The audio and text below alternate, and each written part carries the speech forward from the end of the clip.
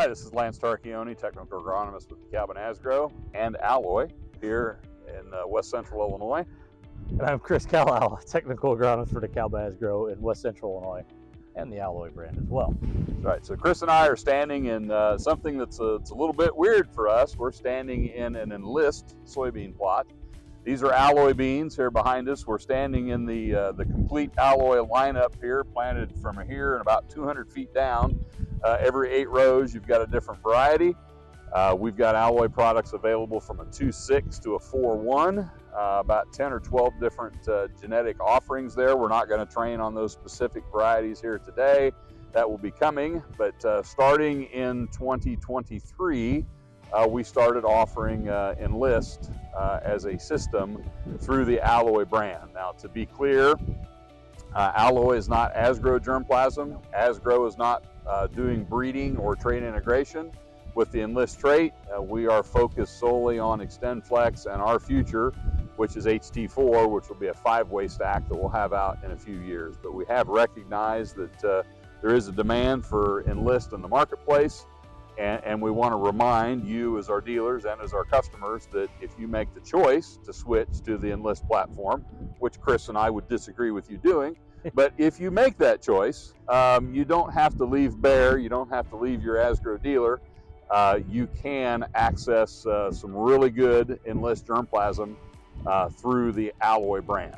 And so while we're still focused on XtendFlex, and Chris and I both feel wholeheartedly that XtendFlex is the system that we would prefer to have, and we think is best for you, there are a lot of people that, for their own reasons, prefer the Enlist system, and that's why we came out with the Alloy brand. I don't know that I can really add much to what you just said there, Lance. You framed it up exceptionally well. As he pointed out, I guess just to reiterate, right? I mean, these are not Asgrow beans. We are not taking this trait and breeding with it. We're not doing anything. We are licensing these products in and offering them as a distributor into the marketplace.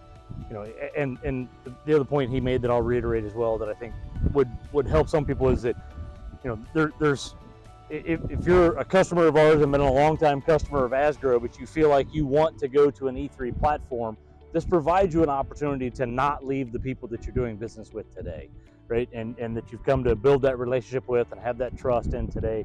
You can continue to work with those folks today and move to the E3 platform if that's what you so desire to do. As Lance pointed out, we would rather you not, and we think it'd be best for you not to do that. But we get that that's where some people are at and what they want to choose to do on their operation. Right, and I think you could say that, well, if you were going to do this, you should have done this a couple years earlier. That's a fair point. But better late than never, I guess, is the way I would size that up. And I think there's a perception that, you know, because we're kind of late to the game and we're not breeding with the trait, that maybe we can't offer products that are competitive, but our Alloy products are very competitive with other Enlist varieties in the marketplace. And actually that's why we went with a distribution agreement versus trying to rush it into Asgrow germplasm.